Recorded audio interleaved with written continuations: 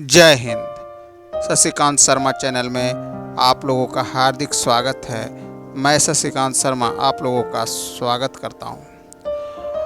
आज का प्रसंग है इच्छा के अनुसार कर्म करें। स्वामी विवेकानंद हमें बताते हैं कि प्रकृति से हमें सीखनी चाहिए कि इच्छा के अनुसार कर्म करें। अर्थात प्रकृति कहती है कि किसी का दास मत बनो। जिस प्रकार से प्रकृति किसी का दास नहीं है, वह अपनी इच्छा के अनुसार कार्य करती है। सूरज अपनी इच्छा के अनुसार निकलता है, चमकता है, बादलों में छिप जाता है। नदी अपनी इच्छा के अनुसार बहती है, जिधर इच्छा होती है उधर बह चलती है। वर्षा इच्छा के अनुसार होती है, वह किसी के कहने से नहीं होती है। ठीक उसी प्रकार मनुष्य को भी अपनी इच्छा के अनुसार ही कार्य करना चाहिए। अगर आप अपनी इच्छा के अनुसार कार्य नहीं करते हैं तो आपको दुख उठाना पड़ेगा। यह भी हमें प्रकृति बताती है। प्रकृति में आप देखते होंगे बहुत सारे पेड़ पौधे रहते हैं। आप एक भूमध्य सागरीय जलवायु का कोई पौधा उठा करके और शीत कटिबंध में जाकर लगा दीजिए उसे। अब क्या होगा? शायद पौधा लग भी जाए लेकिन फल उस अनुपात में नहीं होगा। कहने का अर्थ है, दक्षिण भारत में काजू की खेती होती है, आप उत्तर भारत में काजू का वृक्ष लगाएं, क्या उस अनुपात में होगा? नहीं होगा। क्यों नहीं? क्योंकि उसकी इच्छा नहीं थी। प्रकृति हमें बताती है कि इच्छा के विरुद्ध कार्य करने पर सब कुछ कम पड़ जाता है। अर्थात हम जीवन में अगर कमज़ोर पड़ते हैं और हम पीछे रह जाते हैं, असफल हो जाते हैं, तो इसका कारण यही है कि हम अपनी इच्छा के अनुसार कार्य नहीं करते हैं।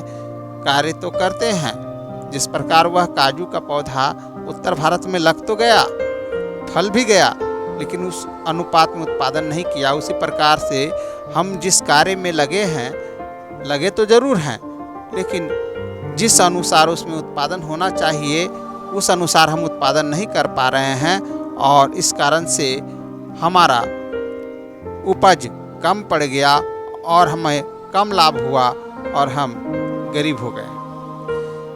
ठीक उसी प्रकार पढ़ाई में भी होता है। आपकी इच्छा वह विषय पढ़ने की नहीं थी, आप लग तो गए लेकिन उस अनुसार आप रिजल्ट नहीं दे पाइएगा जिस अनुसार आपका प्रकृति होना चाहिए।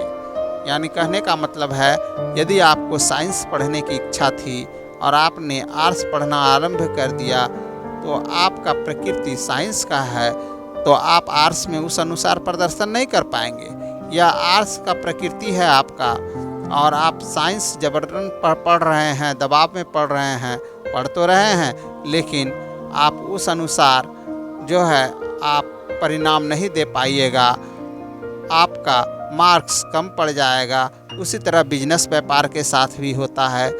हम लोग बिजनेस व्यापार में लग जाते हैं, लेकिन अगर वह हमारी इच्छा के अनुकूल नहीं होता है, हम लोग लगे तो रहते हैं लेकिन उस अनुपात में उत्पादन नहीं करते हैं, केवल समय काटते हैं। दिन से रात होता है, बहुत कम उत्पादन होता है और हमें अल्प लाभ होता है।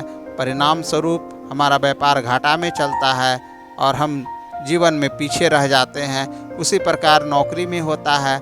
हमारी कोई इच्छा नहीं है कि हम उस पद पर रहें, लेकिन उस पद पर हमें रहना पड़ता है। ऐसी स्थिति में हमारा पूरा जीवन उसी पद पर कट जाता है, लेकिन हम कभी भी तरक्की नहीं कर पाते हैं, न ही आगे बढ़ पाते हैं।